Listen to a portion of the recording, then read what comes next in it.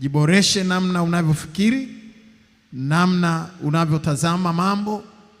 Jiboreshe pia katika karama na kipawa na huduma na mahali ambako Mungu amekuweka.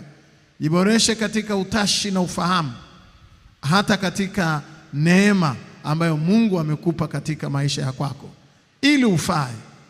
Na Biblia inasema kiwango cha kufaa ni kile kilichoandikwa katika kitabu cha Danieli, ufae mara 10 zaidi.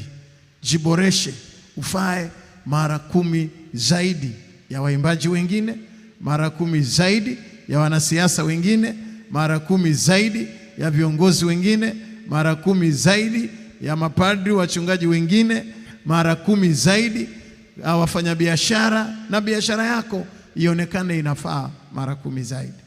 Jiboreshe kabisa, na ni lazima utumie nafasi. Na hata mtu akikuuliza umefikaje hapa, ambia niliamua kujiboresha.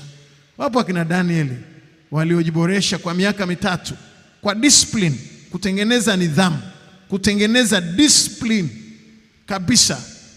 Discipline ya maisha ya kwako inahitajika sana. Nidhamu katika kujitengeneza ni pamoja na kuhakikisha unajiboresha.